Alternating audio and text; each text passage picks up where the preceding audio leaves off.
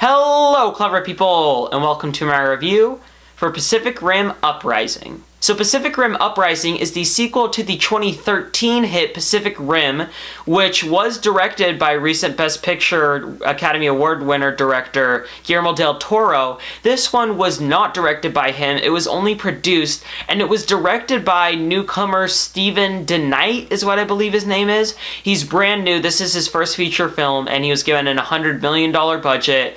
I don't really understand that, but they gave him, for his first film, they gave him this big budget and big scale, and the film follows the story of a world basically 10 years after the first Pacific Rim, which in that one there were giant alien creatures that came down and destroyed the Earth basically, and there were giant robot creatures that were armed by man that fought them off, so it was basically just an excuse for big monsters and big robots to fight each other.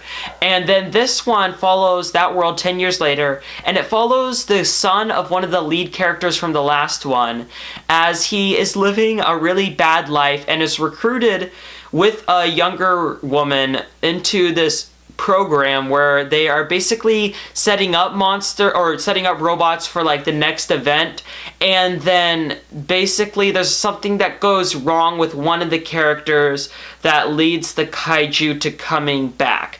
And I can't really go into much of it because it's kind of spoilery, and to be honest, the trailers did show some spoilers, but that doesn't matter because this is Pacific Rim. People are going to this movie to see giant monsters fight giant robots and just punch each other, and for big cities like Tokyo to be destroyed and for people to be in peril, and that's really the only thing that this movie is trying to do. So I wasn't necessarily excited for this movie just because I had really no reason to be. The biggest reason I had to be excited was because John Boyega was in it, who's a really good actor, but outside of that I had no reason for any want to see this movie. But I went to go check it out opening weekend, and I can say that this is a weird movie where it has some like 1 out of 10 material in it, and it has some 7 out of 10 material in it. The non-action scenes are actually some of the worst scenes I've ever seen.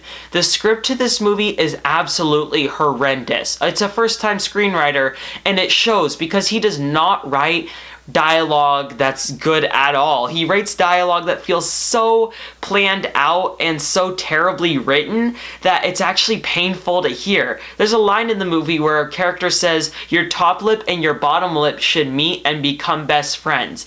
It's really terrible. It's just absolutely awful. And I don't think that big scale movies like this should be handed off to first time directors. And it really shows what can happen, what bad things can happen from that with this movie. But besides that, the action in this movie is pretty fun. The special effects are really, really good, and of course they are because it's a huge budget, and the city destruction looks fairly realistic, so of course for the 40 to 45 minutes of this movie dedicated to just a bunch of action, it's super fun to watch, and I was really entertained. It wasn't on level with like the first Pacific Rim, but it was pretty high up there. It was really, really fun to watch, and just seeing monsters fight robots is super entertaining, especially something that happens at the end of the movie. It's not really a spoiler, but basically 3 different kaiju form into one giant kaiju, and it's just really fun and entertaining to see. And they keep the stakes fairly high, and they keep the consequences fairly real,